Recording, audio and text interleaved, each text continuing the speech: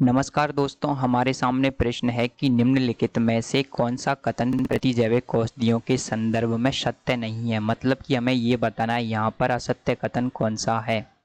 पहला ऑप्शन है आपके सामने कि टेट्रोएसाइलिन मतलब टेट्रोसाइक्लिन एक विस्तृत स्पेक्ट्रम प्रतिजैविक है जो अनेक हानिकारक सूक्ष्मजीवों के प्रति प्रभावी है। सेकंड है आपके सामने कि स्ट्रेप्टोमाइसिन टीबी करने वाले सूक्ष्मजीवों के प्रति अत्यधिक प्रभावशाली है। थर्ड है कि पेनिसिलिन संकीर्ण स्पेक्ट्रम प्रतिजैविक है जो कि तथा कुछ व्यक्ति इसके प्रति संवेदी होते हैं। चौथा है कि पेनिसिलिन रोगियों को इसके संवेदी परीक्षण किए बिना ही दी जा सकती है। तो दोस्तों हम इन वाक्यों पर सीक्वेंस वाइज आते हैं, क्रम वाइज क्रम कौन सा कथन सत्य है कौन सा सत्य है।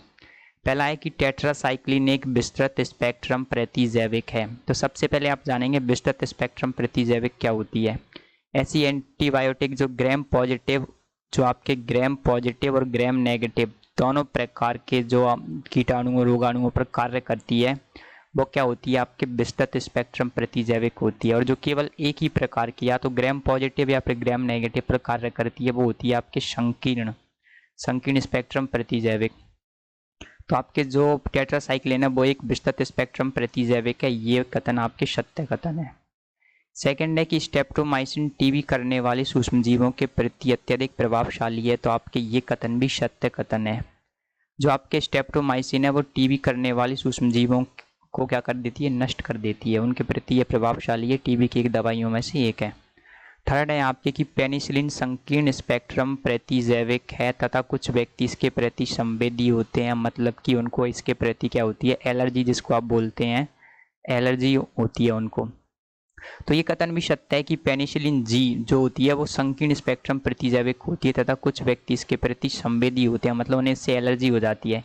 इसलिए इसे देने से पहले क्या किया जाता है, उनके जो एलर्जी के प्रति उनकी जांच होती है, संवेदी परीक्षण होता है, जो एलर्जी टेस्ट होता है वो किया जाता है। और उसे करने के बाद में ही क्या है, आपको पेनिसिलिन दी जाती है कि इस व्यक्ति को पेनिसिलिन हम देंगे या नहीं देंगे। चौथा है कि पेनिसिलिन रोगियों को इसके संवेदी परीक्षण किए बिना ही दी जा सकती है। तो दोस्तों ये कथन आपके असत्य कथन है।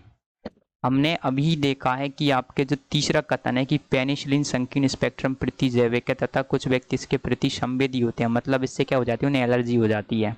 तो एलर्जी हो जाती है तो उससे बचने के लिए पहले इसका परीक्षण किया जाता है और उसके बाद में उनको आपके पेनिसिलिन दी जाती है। तो आपके जो चौथा कथन है ये आपके असत्य कथन है, क्योंकि पेनिसिलिन रोगियों को इसके संवेदी परीक्षण करने के बाद में दी जाती है। क्योंकि यदि आप ऐसा नहीं करेंगे तो एलर्जी हो जाएगी, तो उससे आप रोगी का ढंग से इलाज नहीं कर पाएंगे। तो चौथा कथन आपके असत्य कथन है, क्योंकि जो मेन चीज़ होती है वो ये होती है कि पेनिसिलिन एक संकीर्ण स्पेक्ट्रम प्रतिजैविक है और इसका परीक्षण करने के बाद में, एलर्जी टेस्ट करने के बाद में ही जो रोगी होते हैं उन्हें ये दी जाती है, बिना टेस्ट किए उनको ये नहीं दी जाती। तो उम्मीद है आप समझ गए होंगे कि आपके जो चौथा कथन है वो असत्य कथन क्यों है। Thank you.